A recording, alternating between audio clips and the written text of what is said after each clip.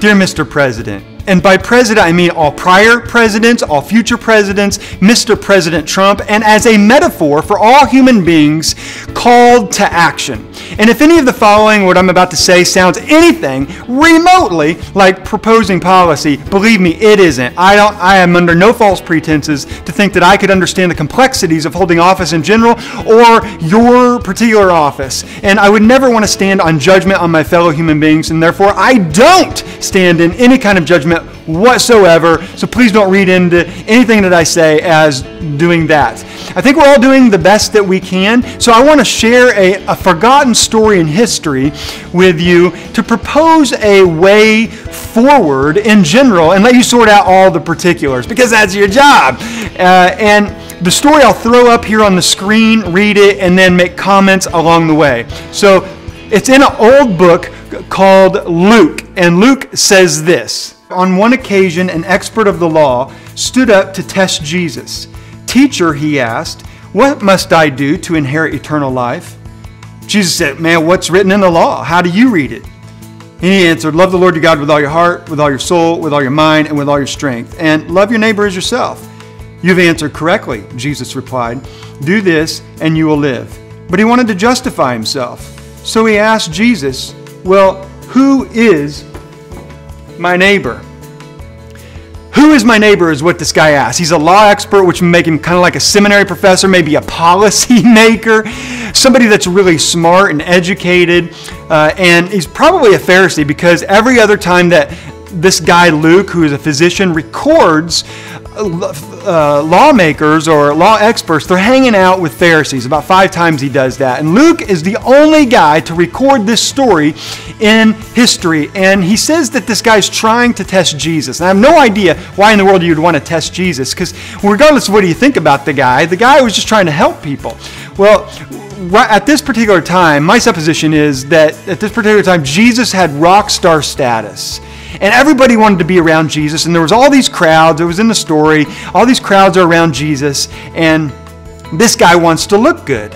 He's a Pharisee, a teacher of the law, a law expert, a policy maker, and he knows the law forwards and backwards. Well, of course, that's not surprising, because every little Jewish boy back in that day was taught to know the law. They wore these big phylacteries, and they memorized the Torah and the Old Testament, the Pentateuch, and they had them above their door frames. They talked about them with their dads along the way. Of course, there's gender discrimination against the women, so it's mainly the men, but they studied these things. This guy was a dude, and he knew his stuff. And so my guess is, with all the crowds around, he could elevate his status by seeing Jesus, the rock star at this point. You know what? Jesus is from Southern Galilee. That's hillbilly territory, and I am a law expert. So yeah, he asked, "Who's my neighbor?" But I don't really think he's looking for an answer, because as a law expert, he already knows what the law says. He already knows the answer. He kind of just wants to look good. But Jesus went ahead and gave him the answer. He said, "Love the Lord God with all your heart, with all your soul, with all your mind, with all your strength, and love your neighbor as yourself." And this guy was probably like, "Yeah, I got it. The Jews, we recite this twice daily. It's the Shema. We understand these things." So I think what he's really asking is, Jesus, yeah, but who's really my neighbor? Not just who's my neighbor, but like if we could narrow this thing down, who do I treat? Who's my neighbor? Like at the end of the day, who really is that? And so with the crowds on Jesus' left and his own disciples, he had 12 disciples. They're all hanging out with him for a couple years here. They're on his right. And the law expert, the policy maker, is right in front of him. Jesus tells this parable. Now, a parable is a made-up story, but grounded in reality, and sometimes takes from reality to tell a made-up story to make and drive home a point. And so he says, "Hey, man," to the audience and his disciples, a lawmaker, "once upon a time there was this priest, this Levite, and this Samaritan."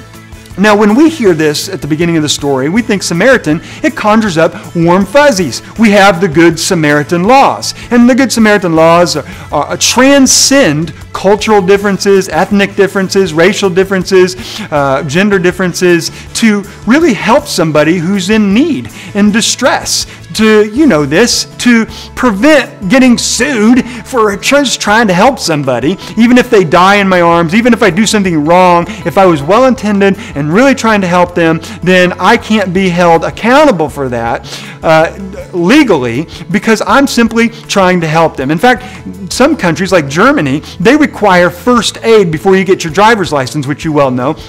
because they want people to care for each other in their countries. And I think of the French Good Samaritan law, where Princess Diana, she was in a car accident, and the paparazzi, they're initially prosecuted or investigated because they were not following the Good Samaritan law. So it's not just if it's a good idea. Like some areas, you're compelled to do the Good Samaritan law. If somebody's injured, somebody's hurt, somebody's beat up, somebody's robbed. Speaking of robbers, throw that next part up of the story, because Jesus talks about a robber. He says this.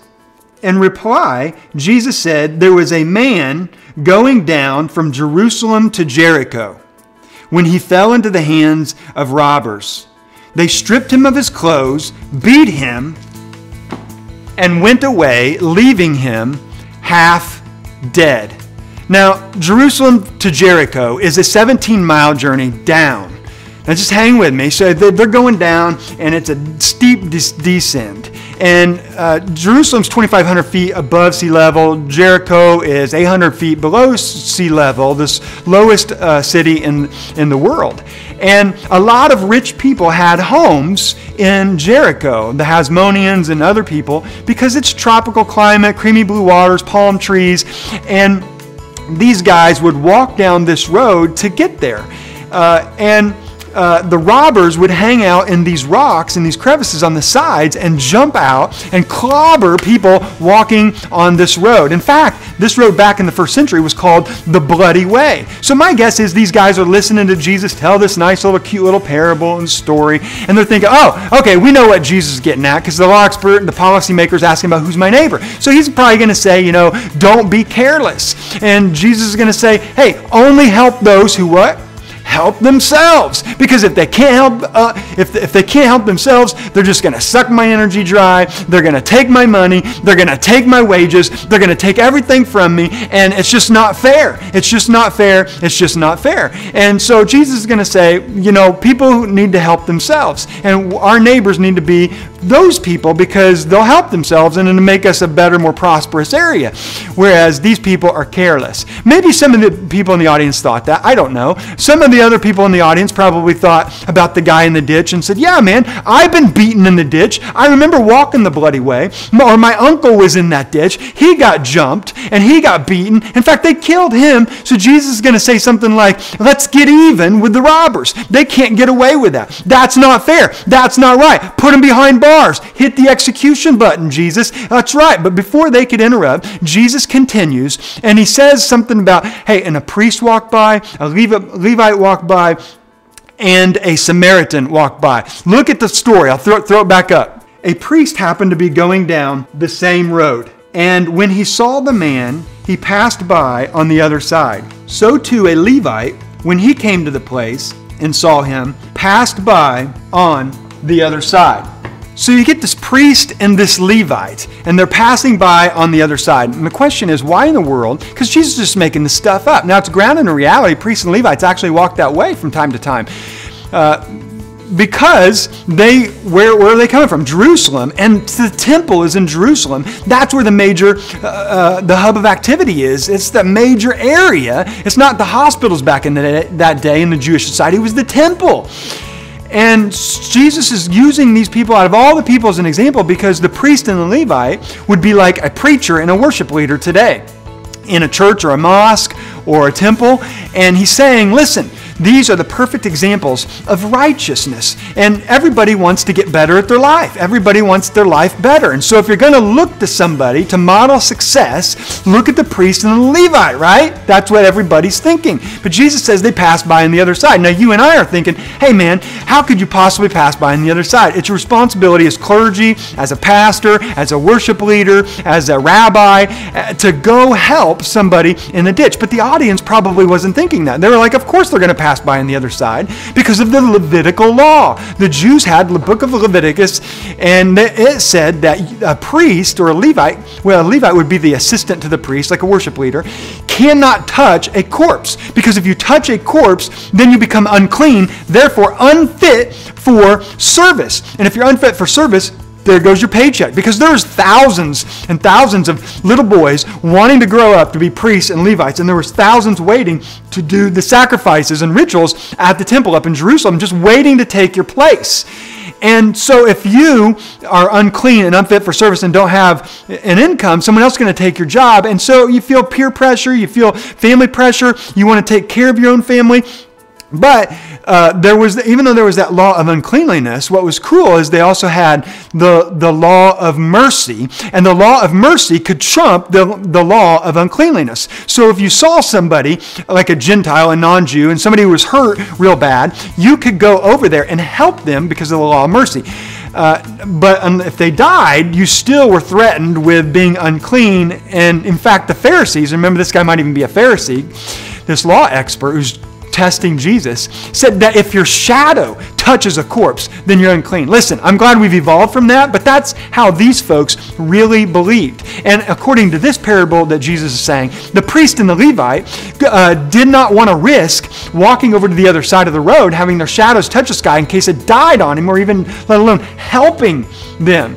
And so they walk by on the other side of the road and don't help the guy in the ditch. So in essence, Jesus is saying to his audience and to his disciples and the law expert, the preacher and the worship leader just went to church, which they go for a week at a time, 2 weeks a year up to Jerusalem to provide the sacrifices. They just went to church for a couple weeks, and church had no effect on their life. And the audience is trying to sort this out, process it. All the while, this question of who is my neighbor is floating around out there over the audience's head. Now, if you and I could go back in time and stand amongst the crowd, this is probably what we would hear next when Jesus is telling this parable. Oh my gosh, did he really just say what he said? Hush, be quiet, he's on a roll. Let Jesus finish his story, man. He's a rock star. He knows what he's talking about. And other people are like, no, man, we can't let him continue. He did not just say what I think that he said.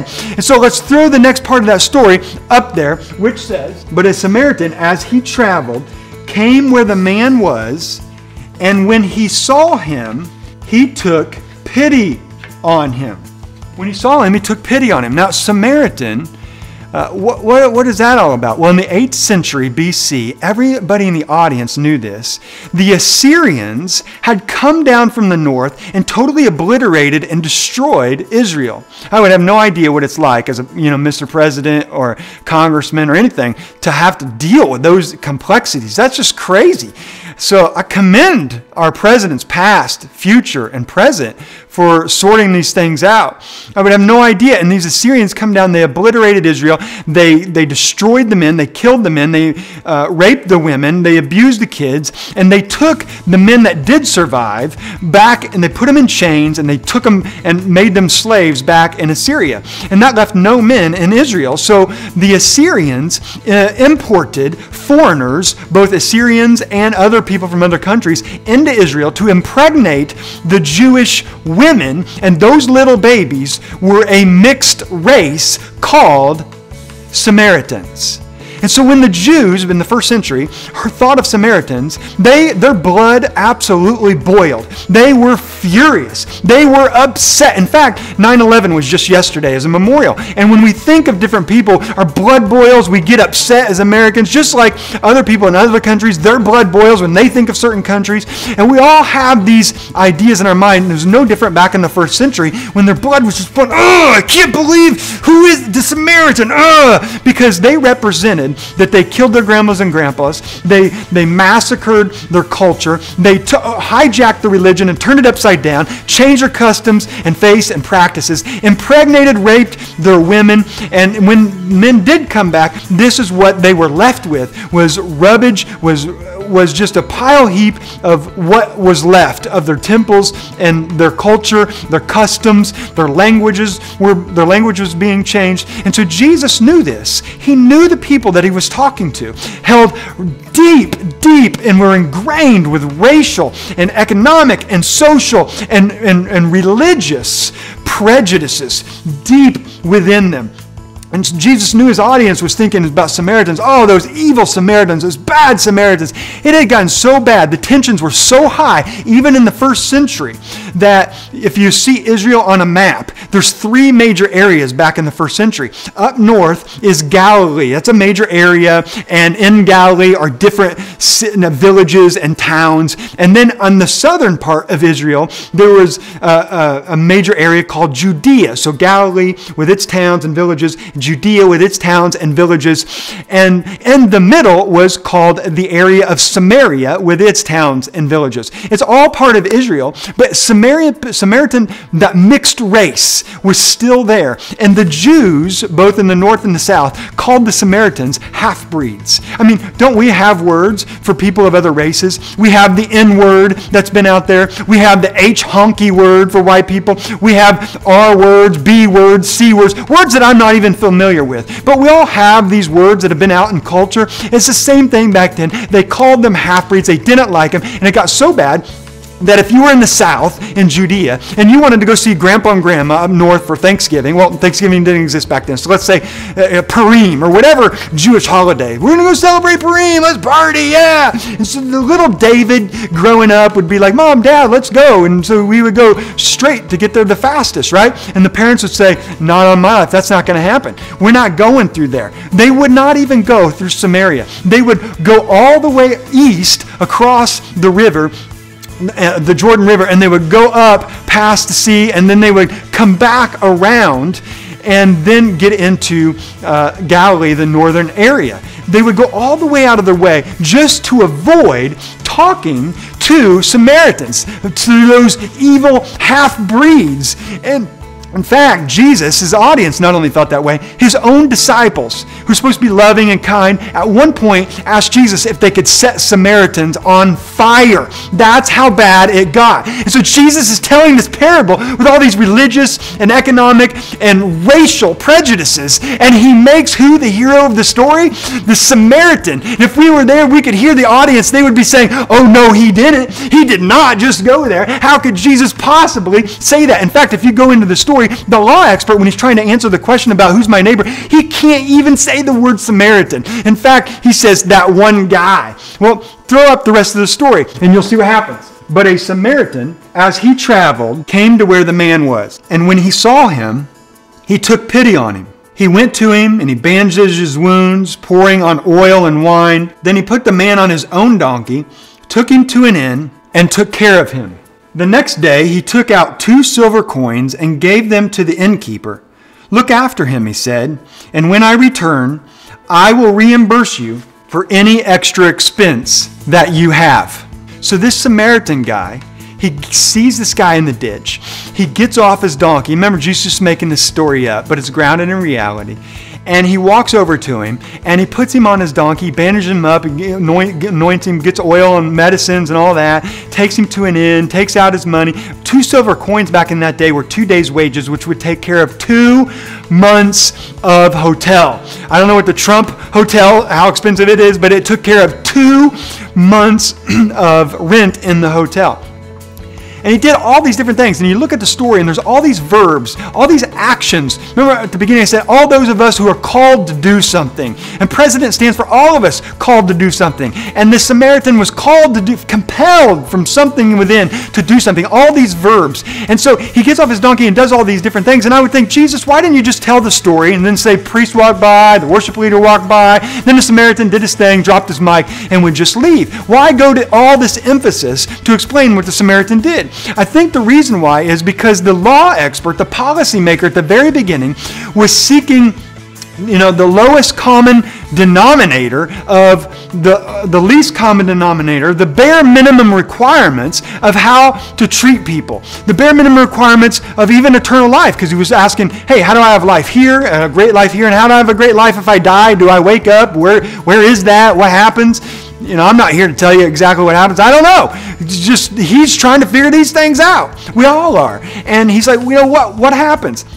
And Jesus is saying, listen, you are talking about bare minimum requirements. And I want to tell you about a story where somebody went way above the bare minimum requirements, gave him help and paid for his way and said, any extra expense, I will take care of all of it. So if he wants to get in the hot tub, if he wants more hotel stay, just whatever he needs, I will be there and I will take care of him. And he makes the Samaritan the hero of the story. And that would have just made everybody in the audience a little bit upset, to say the least, because for the Jewish custom, they would say, even in the Jewish Book of Wisdom, which is a real book, says, hey, listen, Jews should not treat sinners the same way, thereby creating a distinction between humans and almost like subhumans. And I'm not picking on the Jews here. The Jews have been picked on for centuries, and they don't deserve to be picked on. Nobody deserves to be picked on. But we cannot, none of us can create class distinctions or distinctions among human beings, whether you're using class or race or religion. And so this guy, this law expert is asking, who's my neighbor? But I mean, he already knows the answer, and he's probably thinking, you know what? It's the people that God loves. My neighbor are really those people who look like me, they talk like me, they smell like me, they have my borders, they have my customs, they have my policies, they have my laws, they have my Social Security, they have my skin color, they have my teeth, they have my nuances, they are just like me. Maybe a little bit different, but that's what the law expert is thinking. They've got to be somewhat like me. And so Jesus tells the story to say, hey man, we got to go above the bare minimum requirements because, and I don't know what you think of Jesus. I don't care if you think he's God, you think he's just a teacher, whatever. He was a phenomenal person, and he believed in God, and he said, I go above the bare minimum requirements because the God that I know goes above the bare minimum requirements. To the totality of his being, he sends me to demonstrate that I love all human beings. And by the way, Jesus says, I'm not white. You know, I am who I am. I come here the way I am to demonstrate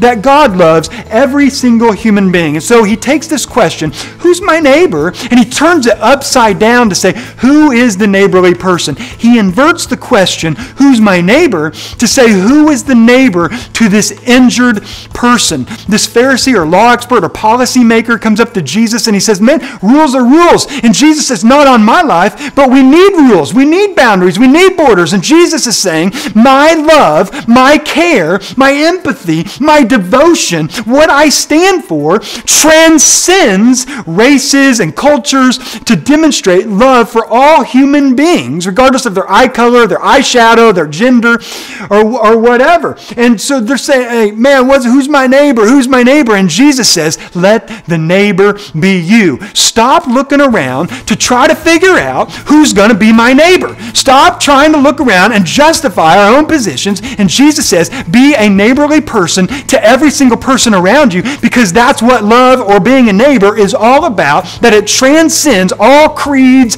all cultures, all differences that are fabricated and artificially made to say, I'm going to penetrate the soul and the heart and the mind to show unconditional, meaning no conditions, love to every single human being out there. And I don't know what you think of Jesus, but I trust him, because whether you think he's God or a human being or crazy, this guy, he walked the same road that he used in the parable to something called Golgotha to demonstrate his own love for all human beings, So I can get behind someone who's teaching me how to treat human beings when he demonstrated it himself. Now listen, I'll just be honest with you. Technically speaking, I grew up in a pastor's house. So I know all the tricks and the trades and the fakes and the real and the genuineness of what it's like to be in a church. I've studied all the religions. I have a PhD in theology. I know what it's like in the mosque. I know what it's like being with Muslims. I know what it's like being with people that look different, with Jews, with atheists. I have good friends who are atheists and agnostics. I know what all that's like. I know the genuines and people who are faking their way. And I'm a pretty good person. I love people. I care about people. I was raised well. And I say all that not to say, look at me, but to put the following in context. I had just gone on a trip to help people in the Ukraine. And on our way back, we had a layover in Amsterdam. And this is how sheltered I was being raised. On the way back, people on the airplane were saying, hey, Amsterdam, there's that red light district. I'm like, what's that? It's like, you go to movies? And they told me about it, and I was like, oh my gosh. So we get off, and I was fascinated. I wanted to go see how a government could allow prostitution to reign free in the red light district. So we go over, and we just walk on the edge of the red light district, and instead of vacuum cleaners in the windows, there's women who are dancing. And this is how I felt. I thought, how dare the government allow women to dance like this and tempt other human beings away maybe from their families and from their kids. And they go over there and they ruin families and they ruin friendships. And I thought, how dare the government and how dare those women and other men prostitute themselves like that and tempt people? And how dare those prostitutes do that to themselves? And I know it sounded judgmental, but I really thought, hey, come on, pull yourself together. That is not the right way to live. Well, later that night, I was walking in Amsterdam with my group, and we were looking for a restaurant because we were hungry, and we walked by this guy. He's on the side of the road, and I don't know if he was homeless or what, inebriated, who knows. I just know he was laying there. He was moaning. He was obviously a little bit injured, but I'm like, well, what can I do? And I'm a visitor in this country, so I'm like, but I care. I was raised to care, but I kept walking by, and then I turned around, and I noticed that businessmen and women in dresses and suits, they were also walking by. I walked a little bit further, and before I turned the corner to get to the restaurant, I looked back one last time, and I noticed that there was a woman knelt down next to this injured man, and she was one of the prostitutes. She was caring for him in a human way. Not for business, but in a human way. Now, let me ask you a question. Mr. President, Mrs. President, all presidents prior, past, future, and in general, as a metaphor. Who is the neighbor? Was it me, the guy with a PhD in God and theology, who was raised in the church? Check. Isn't that how we do it? We go through the bare minimum requirements, and we just try to say, check. I went to church, I went to mosque, check. I'm a good citizen in America, check. I said a prayer, check. I treated someone nice today, check. I passed my driver's license, check. I pay my taxes, check. And we do all these things to say, I'm in the club, you're not in the club. And I had all the boxes checked. I have a PhD, check. I do this, check. I just help people in the Ukraine, check. I'm good to people, check. But I walked right by. And then the business people, they had their money, check. They had this, check, check. They walked by. And the prostitute, according to Jesus, in this particular story, I don't know what you believe about all these things, but he says that that woman is closer to the heart of the God who created all the planet without any borders, without any boundaries, without any discriminations to begin with. He says she is closer to my heart and my ideals than the guy who held the degree, the guy who was raised in the church, the guy who says he's friends with Muslims and atheists and all that. She's closer to the heart of the God in that moment than that guy or the businessman and the woman. I studied eugenics, and as you know, eugenics, E-U-U, means good. Genics is genetics. So it's the study of good genetics, of how two people can get together and create even better genetics to pass on to the next part of the human race, to create a better race. That was the idea of eugenics. Started with crops, and they transferred that over to the study of human beings with their genetics. And there were several major countries, not very many, but several major countries that were really trying to propel the idea of eugenics in practical application forward. Nazi Germany was a big one that led to the World War II. That was a big reason for World War II. And guess who else was there? You probably know this. The United States of America was hand in hand for a long time on eugenics. People would travel around in circuses and carnivals on the outside. You could have eugenics studies, and you could say, hey, if you two get married, then you could create a great family tree. And there was even Oliver Wendell Holmes, a Supreme Court justice, an American icon, brought a girl, heard the story of a girl and says, listen, she's an imbecile. And 3 generations of imbeciles are enough. Take her away and sterilize her. And we had sterilizing institutes in the United States of America. That's how bad it was getting. And Germany just took it a step further. Now, Hitler was a madman. He was crazy. Maybe he was totally insecure because he didn't get into art school or whatever in Poland, invading them. But he invaded a lot of places, and the idea was to create a perfect country, a perfect Assyrian race with blonde hair and blue eyes. Of course, it's just going to look just like him, just like all of us do from time to time. Say, well, if they don't look like me, smell like me, then they're just not right. If they don't talk like me, they don't agree with me, they're just not right. If they don't pay like me, they're just not right. And Hitler was the same way. And they took the Jews primarily because they wanted to expunge them from the human race because of their inferior race. So they would take them, they tricked them, say, hey, you're going to get good jobs, threw them on the trains, threw them into the gas chambers, into the concentration camps, stripped them of their dignity, of their value, of their respect, cut their hair off, beat them, abused them, shot them, threw them into the ditch. They would take them and they would inject Dr. Joseph Mengele, Nazi Germany doctor, who was later referred to as the angel of death, would inject different eye colors to try to experiment with them. It would take their bones and try to break them and put them in different places before the advent of modern science, trying to figure things out, being curious, because Mengele was trying to link the inferior race in his mind to diseases to the inferior race. So he was doing all these things and experiments. I mean, they didn't need them to work for him. They didn't need the Jews to work for them. They were experimenting on them. Hello? And they would take women and girls who say, hey, you don't have to work out there in the labor camps. And they would go, oh, good, man, get a reprieve. But they would bring them in and they would do shock treatments and sterilize them. And then when they died, because many of them died in torture and experimentation, they threw them all into the ditches. As the war was wrapping up, there was a soldier in a Jeep and went over a landmine and it blew up, and he went sailing into one of those ditches. Some allies drove by, could see the remnants of the landmine and the man in the ditch, but they had to get to their duties. The duty called. So they kept going. Meanwhile, a Jewish woman who had escaped from the concentration camp, was running away when she stumbled upon this man, this soldier. And she knelt down and she cared for him and she wiped the dust off his face, and asked his name. With the resources that she had, she found a way to get him some medicine and take care of him and save his life.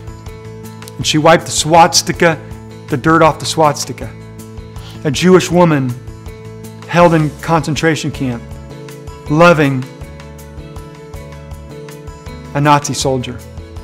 Dear Mr. President, whether it's Mr. Trump, I have all the respect for you in the world. I have all respect for presidents that serve our country, all prior, all future. I have presidents as a metaphor for my friends, my family, myself. I'm looking in the mirror here, and fellow, all human beings.